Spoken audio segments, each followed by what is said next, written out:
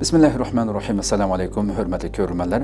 İstiklal gündəlik xəbərlərimizi görüşünlərini qarşı alımız. Mən Abdullah Yalğun. Programımızda vətənimiz Şərq Türkistan və dünya gün tərtibindəki ən mühim xəbərlərini huzuruna sunumuz. Qınamızda qıtanlar ekranımızda olsun. Xitay bu yılmı Uyğurlarını Xitay çağınını təbrikləşə məcburladı. Xitay bu yılmı assimilasiya siyasətinin bir qismi sübtida ilgirki yillardagiga o'xshashla Şərq Türkistanның hər qaysı joylarida Uyğur xalqını Xitaylarning çağınını təbrikləşə məcburladı. Xitay Uyğurlarning an'anaviy bayramlarini o'z layiqida o'tkazishiga har xil tariqada cheklama qo'yish, to'sqinlik qilish bilan birga turli rezil vositalar bilan Xitaylarning har xil bayramlarini o'tkazishga tabriklashga majburlab kelgan edi. Shundaqla atalmış qo'shmoq tuqqan siyosati vositasi bilan Uyg'urlarning Xitoy bayramini o'tkazadigan o'tkazmaydiganligini nazorat qilib kelgan edi. Tangritog' to'rining 27 yanvar xabar qilishicha, Bayınqulun Adabiyot san'atchilar birlashmasi Korli shaharlik partiya komiteti tashviqot bo'limi mas'ul bo'lib, Korli shaharlik madaniyat sarayida 2025-yillik atalmış madaniyatni hamma oilaga kirgizish, birlikda jam bo'lib bahor bayrami o'tkazish nomida bahor bayramilik teatr kechiligi o'tkazgan. Şərq Türkistanның bütün joylarida Xitoyning mazkur bayramini tabriklash faoliyatlari majburiy tashkillangan bo'lib, xabarda bir qism joylar misol tariqasida tilga ilingan. Jumladan Xotan viloyati loyiqa yaziliq tashkilot bo'limi Uyg'urlarni kanitga yig'ib, panus esishga chag'an tabriklash uchun Xitoylarning milliy kiyimlarini kiygizib, yo'llarda chag'anliq shuar tovlash, ajdaho usuli, kunlik usuli, shir usuli qatorliqlarni o'ynashga majburlagan. Ijtimoiy uchur vositalarida tarqalgan bir qancha sanda ko'rsatilishicha, kentlardagi Xitoyning qo'rjaq amaldorlari hatto erlarni Xitoyning yangir usulini o'ynashga majburlagan. Undan boshqa lager shohidi Zumrat Davud xonim ijtimoiy taratqularda tarqatgan yana bir turkum misollarda bo'lsa, bir turkum Uyg'urlarning Xitoy afsona rivoyatlaridagi jin shayotun buddist obrazlarining qiyofatida yasandirilib, ko'cha aylanishga majburlanganligi ko'rsatilgan. Tarixdan bugungacha o'zlarining milliy bayramlarini go'zal tariqada tabriklab kelayotgan Uyg'ur xalqi bugun o'zlarining bayramlarini o'tkazishdan mahrum qilinib qolmasdan, Xitoyning tahdid va majburlashlari sababli e'tiqodiga, madaniyatiga butunlay zid bo'lgan Xitoy bayramlarini tabriklashga har jihatdan Xitoyda ko'rinib yashashga majburlanmoqda. Xitoy Sharq Turkistondagi irqiy qirg'inchilik jinoyatining bir qismi sifatida assimilasiya siyosatini kuchab ijro qilmoqda va Xitoy madaniyatini rad qiluvchilarni asabiylik, bo'lgunchilik nomida qattiq jazolab kelmoqda. Xitoyning Shenyang shahrida tuyuqsiz portlash yuz berdi.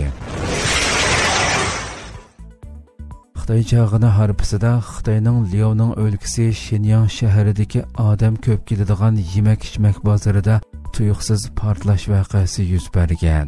Ijtimoiy taratqularda tarqalgan voqeaga aloqador sinlarda ko'rsatilishicha, portlashning kuchi nihoyat zo'r bo'lib, nurg'un kishilarning yaralanganligi oshkorlangan.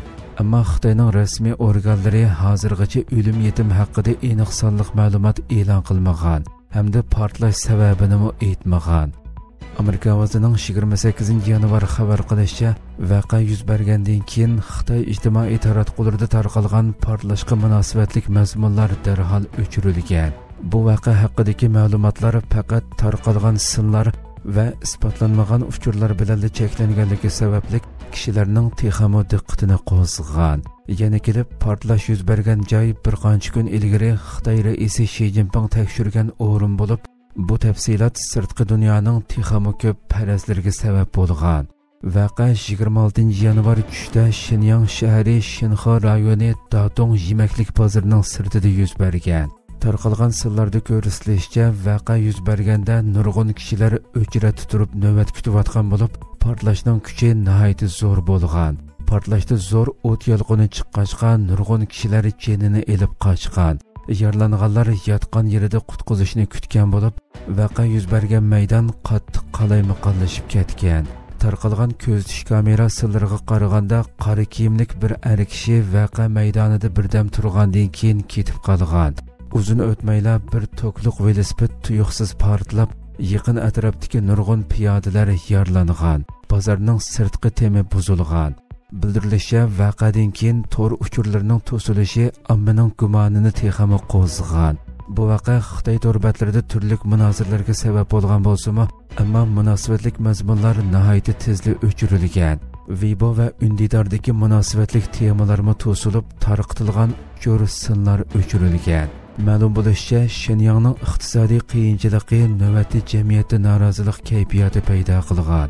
Garchi portlash sababi texi aniq bo'lmasa-mu, ba'zi tahlilchilar Xitoyning navbatdagi iqtisodiy qiyinchiligi ba'zi zo'r voqealarning kelib chiqishiga sabab bo'lishi mumkin deb qaramoqda ekan. Xitoyning zo'r ko'lamlik yadro tadqiqot markazi qurayotganligi oshkorlandi. Sun'iy hamroh suratlari Xitoyning Mianyang shahrida yangi bir lazer yadro tadqiqot markazi qurayotganligini oshkorlagan bo'lib, mutaxassislarning bildirishicha, bu markaz yadro quroli loyihalash va energiya ishlab chiqarishga yordam beradi ekan.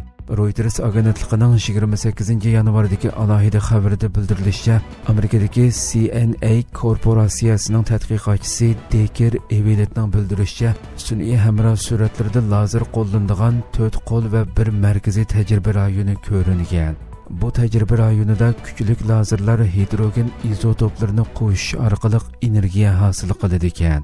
Bu markaz Shimoliy Kaliforniyadagi 3,5 milliard dollarlik Amerika yadro qo'shilish markazi NIF ga o'xshash loyihalangan bo'lib, Deker Evelet va yadro qurolini cheklash markazidagi tahlilchilarning mo'ljallashicha, Xitoyning bu markazidagi tajriba rayoni hozircha dunyodagi eng chong markaz bo'lgan NIF-ninkidan 50% cho'ng ekan.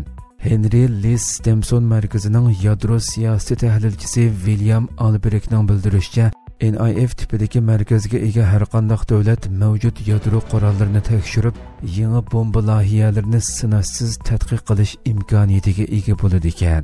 Xitoy Tashqi ishlar ministrligi va Xitoy fan texnika ministrligi Reuters muxbirining bu vaqtdagi savollariga inkos bildirmagan bo'lib, Amerika Markaziy istixborot idorasi direktori ishxonasi bayonotdan bosh tortgan. 2020 yili 11-oyda Amerika qurol kontrol elchisi Marshall Bellingsley Xitoyning yadro qurollari qurilishlarini ko'rsatadigan sun'iy hamroh suratlarini oshkorlagan bo'lib, uningda Mianyangdagi 2010 yildan keyingi yangi tadqiqot yoki ishlab chiqarish rayonlari deb belgilangan bo'sh yer ko'rinadi.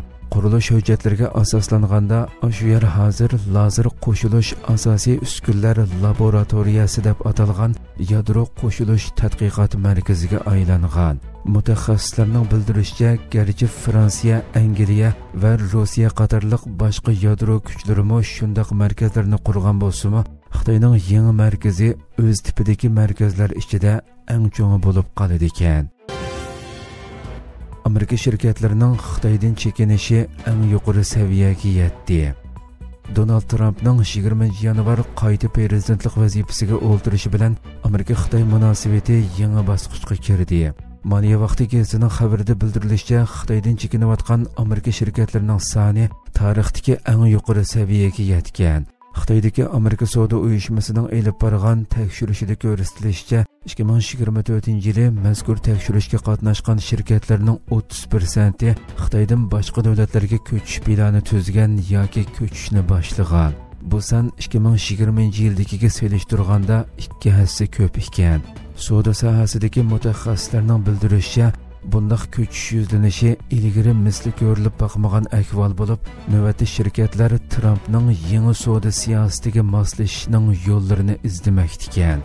Xitoydan chekinayotgan shirkatlarning 41%ni sanoat, taraqqiyot, tadqiqot va texnologiya shirkatlari tashkil qiladigan bo'lib, garchi shirkatlarning 38%i Osiyodagi boshqa taraqqiy qilayotgan davlatlarga ko'chishni planlasimi, Amerika, Yevropa ittifoqi, Yaponiya va Janubiy Koreya qatorliq taraqqiy qilgan davlatlarning jalb qilish kuchi borgan sira oshmoqda ekan. Iqtisod mutaxassislarining qarashicha, bu yuzlanish kasatlashayotgan Xitoy iqtisodiga texmi ig'ir ziyon elib kelishi mumkin bo'lib, ular kelgusi bir qancha yilda ikki davlatning bir-biriga mablag' selishining eshishiga umid yo'qligini bildirishmoqda.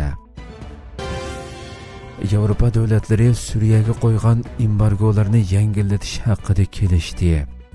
Yevropa İttifaqı tashqi munosabat va bexatarlik siyosati oliy vakili Kaja Kallas Yevropa İttifaqı tashqi ishlar ministrlarining Suriyaga qaratilgan embargoni yengillatish plan loyihalari ustida kelishim hosil qilganligini e'lon qildi. Turkiya xabar to'rining 28 yanvar xabar qilishicha, Kaja Kallas Yevropa İttifaqı tashqi ishlar ministrlari yig'ini ochayotgan bir paytda X hisobida 2011 yildan tartib davomlashgan ichki urushda og'dirilgan Bashar Asad hokimiyatini nishon qilgan embargolarni amaldan qoldirishga munosabatlik uchur ham baharlagan. Uchurda oshkorlanishicha, Yevropa Ittifoqi ellarining tashqi ishlar ministrlari Suriyaga yurgizilgan embargolarni yengillatishning plan loyihalari ustida kelishgan bo'lib, tez sur'atda harakatga o'tishni nishonlagan. Ammo yangi Suriya hukumati xato qadam tashlasa, embargolarni amaldan qoldirmaydiganligi ta'kidlangan. Kaja Kallas uchurida embargolarni amaldan qoldirish qarorining qaysi sohalardagi embargolarni o'z ichiga oladiganligi to'g'risida ma'lumot bermagan. Bu haqda e'lon qilingan xabarlarda ilgari Suriyaga qo'yilgan embargolarni bekor qilishning qadam-qadam ishga oshadiganligi bo'libmi oldi bilan energiya va qatnash qatorliq davlatni qayta qurishga yo'l ochadigan sohalardan boshlanadiganligi bildirilgan edi. Amerika Isroiliyani davomli qo'llaydiganligini ta'kidladi. Amerikaning yangi mudofaa ministri Pete Hegseth Isroiliya bosh ministri Netanyahu bilan suhbatlashgan bo'lib, Amerikaning Isroiliyani davomli qo'llash maydonini ta'kidlagan. Agi xabar agentligining 28 yanvar xabar qilishicha, Amerika davlat mudofaa ministrligi tomonidan e'lon qilingan bayonotda Hegseth bilan Netanyahuning telefonda suhbatlashganligi bildirilgan.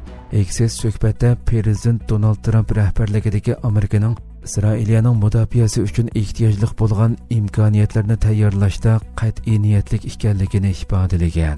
Suhbat jarayonida davomlashayotgan tahdidlarga qarshi o'rtaq bexatarlik nishonlarini taraqqiy qildirishning muhimligi ikki davlat orasidagi tavranmas munosabat qayta tilga ilingan.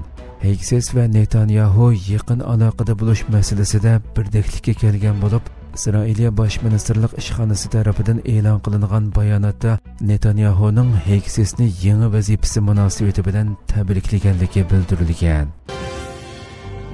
Hurmatli ko'ruvchilarimiz, shuna qilib bugungi xabarlarimiz bu yerda oxirlashdi. Atigi programmamizni ko'rishguncha omon bo'linglar. Assalomu alaykum va rahmatulloh.